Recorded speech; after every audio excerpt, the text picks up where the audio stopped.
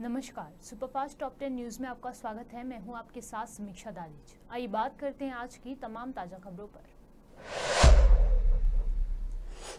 कांग्रेस के राष्ट्रीय अध्यक्ष मल्लिकार्जुन खड़गे ने एनडीए गठबंधन पर निशाना साधते हुए कहा कि एनडीए की सरकार कभी भी गिर सकती है। खड़गे ने इस बयान पर रिपब्लिकन ऑफ पार्टी इंडिया के नेता रामदास अठावले ने प्रतिक्रिया दी है। इसके अलावा उन्होंने ये भी बताया कि आखिर क्यों अजित पवार गुट को नेता केंद्रीय मंत्री नहीं बनाया गया। इंडियन नेशनल कांग्रेस के अध्यक्ष है, हमारे दलित समाज से आते हैं, मेरे अच्छे मित्र भी हैं। मैं मल्लिकार्जुन खड़गे जी को पूछना चाहता हूं कि इंदिरा गांधी जी की हत्या के बाद जब राजीव गांधी जी ने चुनाव लड़ा था तो कांग्रेस पार्टी को 400 तक सीटें मिली थी। दूसरा, उनको एक मैं सवाल पूछना चाहता हूं कि जब मनमोहन सिंह जी की सरकार बनी थी तब यूपीए सरकार बनी थी, तब कांग्रेस पार्टी के पास भी बिल्कुल बहुमत नहीं था। आज तो बीजेपी के पास 241 सीटें हैं। तो यूपी की सरकार अगर 10 साल चलती है तो मोदी जी की सरकार, एनडीए की सरकार क्या क्यों नहीं चलेगी?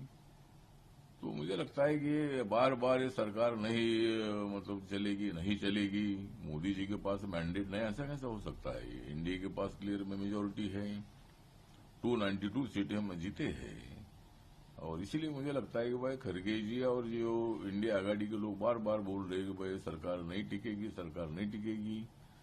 जब यूपी की सरकार बनी थी तब बीजेपी की तरफ से ऐसा कोई सवाल नहीं उठाया जाता था, ये सरकार नहीं चलेगी। उनके पास क्लियर में मेजोरिटी थी। 10 साल तक मनमोहन सिंह जी वहां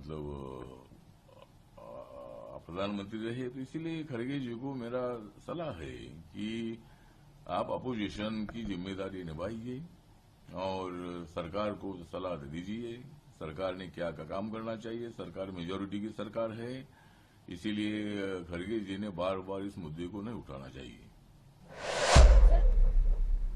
कांग्रेस के राष्ट्रीय अध्यक्ष मल्लिकार्जुन खड़गे के बयान पर केंद्रीय मंत्री जीतन राम मांझी का भी बयान सामने आया है। उन्होंने कहा कि गलत और भ्रामक प्रचार करके उन्होंने यानी कि इंडिया गठबंधन यहाँ की जनता को भ्रम में डाल दिया, इसलिए उन्हें गलती से कुछ बल मिल गया है। वे लोग 100 को दूर 50 सीटों के नीचे ही रहते। मिस्टेक बनी है, बहुत दिनों तक नहीं चली। हम तो यही कहेंगे कि बाय मिस्टेक उन लोगों को कुछ बल मिल गया है। गलत सलत प्रचार करके, भ्रामक प्रचार करके, झूठी बात कह करके यहाँ की जनता थोड़ा भ्रम में आ गई, इसलिए। और नहीं तो वो 100 के नीचे का कि 50 के नीचे वो लोग रहते, तो वो लोग आ गए हैं बाई चांस। आगे देखेंगे कि उनका कोई स्थान नहीं रहेगा। समाज पार्टी के राष्ट्रीय अध्यक्ष और नगीना से सांसद चंद्रशेखर आजाद चुनाव जीतने के बाद पहली बार लखनऊ पहुंचे। चंद्रशेखर ने गुरुवार को all India Muslim personal law board के कार्यकारिणी सदस्य मौलाना खलीलुर रहमान सज्जाद नोमानी से उनके आवास पर जाकर मुलाकात की। इस दौरान मौलाना ने चंद्रशेखर को उनकी जीत की बधाई दी और उनको भविष्य के लिए ढेर सारी शुभकामनाएं दी। चंद्रशेखर आजाद और मौलाना खलीलुर रहमान सज्जाद नोमानी की मुलाकात लगभग 2 घंटे तक चली। इस दौरान दोनों के बीच प्रदेश और देश की राजनीति समेत अलग अलग मुद्दों पर ढेर सारी बातें हुई। कांग्रेस के राज्यसभा सांसद प्रमोद तिवारी ने कहा कि वे यानी कि इंद्रेश कुमार चाहे पलट जाएं या यू टर्न लें, लेकिन उनके बयान को करोड़ों लोगों ने सुना है। इंद्रेश कुमार के साथ क्या हुआ मुझे नहीं पता, लेकिन सारे देश ने देखा कि इंद्रेश ने किसे अहंकारी बताया था और आज वे पलट गए। ये आरएसएस का स्वभाव नहीं है। अगर उन्होंने दृढ़ता के साथ कुछ कहा था तो उन्हें उस पर कायम रहना चाहिए।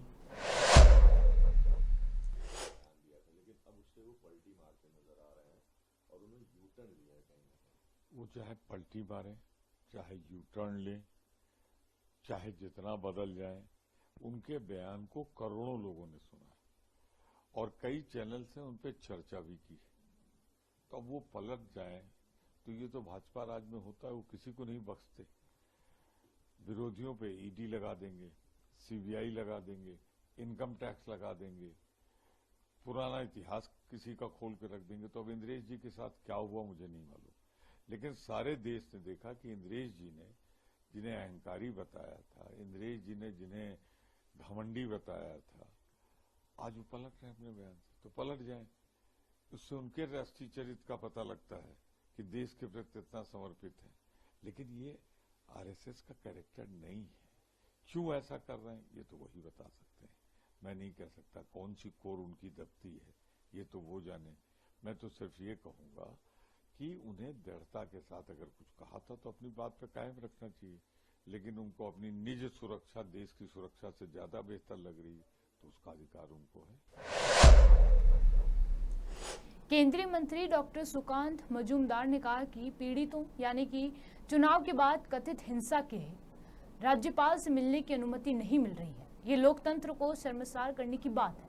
ममता बनर्जी क्या चाहती हैं? जो लोग भाजपा से जुड़े हैं क्या वे आत्महत्या कर लें? ये उनको कहा कि पोस्ट कॉल वायलेंस को जो लोग मिलना चाह रहे थे उनसे उनको आने की अनुमति नहीं दी गई, 144 लगा दिया था गवर्नर। देखिए, गवर्नर साहब ने सही सवाल उठाया है, क्योंकि जिस तरीके का विषय आया है कि आप जो विक्टिम है उनको मिलने नहीं दे रही है, गवर्नर को गवर्नर हाउस से निकल के जाना पड़ा, तो ये तो डेमोक्रेसी को शर्मसार कर देने वाली बात है। डेमोक्रेसी में गवर्नर कस्टोडियन है कॉन्स्टिट्यूशन का, वहाँ तक भी अगर पहुँच नहीं पाए विक्टिम, तो ममता बनर्जी चाहती क्या है? जो लोग बीजेपी करते हैं वो क्या डूब मरे, सुसाइड कर ले? तो अगर ऐसा है तो मुख्यमंत्री जी एक बार बोल दे सामने आकर, सब बीजेपी वाले सुसाइड करने लगेंगे उनके घर के सामने जाके। 15 जून 2024 को हैदराबाद की डुंडीगल स्थित वायुसेना अकादमी में 213 अधिकारियों के पाठ्यक्रम की संयुक्त स्नातक परेड पारंपरिक सैन्य भव्यता के साथ आयोजित की गई। इस परेड के दौरान भारतीय वायुसेना की फ्लाइंग और ग्राउंड ड्यूटी शाखाओं के फ्लाइट कैडेटों की प्री कमीशन प्रशिक्षण का सफल समापन हुआ। परेड के समीक्षा अधिकारी air chief marshal V R. Chaudhary chief of the air staff रहे। कांग्रेस के राष्ट्रीय अध्यक्ष मल्लिकार्जुन खड़गे ने एक बार फिर एनडीए सरकार पर निशाना साधा। उन्होंने कहा कि एनडीए सरकार गलती से बनी है। पीएम मोदी के पास जनादेश नहीं है, ये सरकार कभी भी गिर सकती है। हम सब लोगों को देश को मजबूत बनाने के लिए काम करना चाहिए, लेकिन हमारे प्रधानमंत्री की आदत है कि वे जो चीजें ठीक से चलती हैं वे उसे चलने नहीं देते हैं। एनडीए गवर्नमेंट अभी बना चुका है, इसके बारे में आपको क्या राय है? क्या राय? हम तो देखो, एनडीए गवर्नमेंट गलती से बनी हुई है। मोदी जी को एक तो मैंडेट नहीं है और माइनॉरिटी गवर्नमेंट है। ये गवर्नमेंट कभी भी गिर सकती है। अब देखेंगे, हम ये नहीं बोलेंगे कि अच्छा, हम तो ये कहेंगे अच्छा चलने दो, देश के लिए अच्छा होने दो, देश मजबूत बनाने के लिए हम सब लोग मिलके काम करना चाहिए। लेकिन हमारे प्राइम मिनिस्टर की आदत ये है कि जो चीज ठीक से चलती है उसको चलने नहीं देते। लेकिन हमारे तरफ से हम पूरा देश को मजबूत करने के लिए कोऑपरेट करेंगे। मुख्यमंत्री योगी आदित्यनाथ ने लोकसभा चुनाव के परिणाम के बाद काशी में विकास कार्यक्रम व कानून व्यवस्था की पहली समीक्षा बैठक के दौरान कार्यदायी एजेंसियों को निशाने पर लिया। लोक निर्माण विभाग, आरईएस, यूपी पीसीएल, राज्य के निर्माण निगम व लेखफेड समेत समस्त एजेंसियों को चिताया कि कार्य को गुणवत्ता के साथ समय से पूरा कराएं, वरना कार्यवाही के लिए तैयार रहें। प्रत्येक निर्माणाधीन परियोजना के लिए जनपद स्तर पर नोडल अधिकारी नामित किया जाए। नोडल टीम समय समय पर प्रगति एवं गुणवत्ता की मॉनिटरिंग करे। प्रधानमंत्री नरेंद्र मोदी ने शुक्रवार को प्रौद्योगिकी में एकाधिकार को समाप्त करने का आह्वान किया और कहा कि समावेशी समाज की नींव रखने के लिए इसे रचनात्मक बनाया जाना चाहिए। साथ ही उन्होंने कहा कि 247 तक भारत को विकसित बनाना हमारा संकल्प है और ये हमारी प्रतिबद्धता है कि समाज का कोई भी वर्ग पीछे नहीं छूटना चाहिए। इटली के अपूलिया में आयोजित G7 सम्मेलन में आउटरीच सत्र में मोदी ने कहा कि ग्लोबल साउथ के देश दुनिया भर में अनिश्चितताओं और तनावों का खामियाजा भुगत रहे हैं।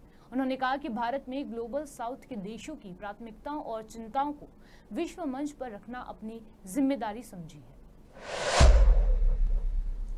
भीषण गर्मी से जूझ रहे उत्तर भारत के लिए मानसून का इंतजार लंबा हो सकता है।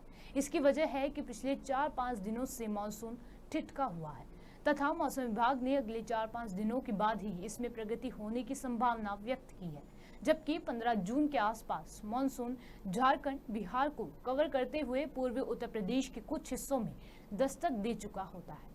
मौसम विभाग के अनुसार अरब सागर की तरफ से मानसून प्रगति कर रहा है तथा महाराष्ट्र के ज्यादातर हिस्सों को उसने कवर भी कर लिया है, जबकि बंगाल की खाड़ी की तरफ वाले हिस्से में मानसून ने पूर्वोत्तर को तो समय से पहले ही कवर कर लिया था, लेकिन उसके बाद से ही ये पूर्वोत्तर में ही सक्रिय है तथा आगे नहीं बढ़ पाया है। नतीजा ये है कि ओडिशा, झारखंड, पश्चिम बंगाल के ज्यादातर हिस्सों, बिहार आदि मानसून दस्तक नहीं दे पाया है। इन राज्यों में भी अब मानसून के आगमन में विलंब होता दिख रहा है। सुपरफास्ट टॉप 10 न्यूज में आज के लिए सिर्फ इतना ही। देश और विदेश की तमाम बड़ी खबरों से जुड़े रहने के लिए देखते रहिए पॉपुलर टीवी। धन्यवाद।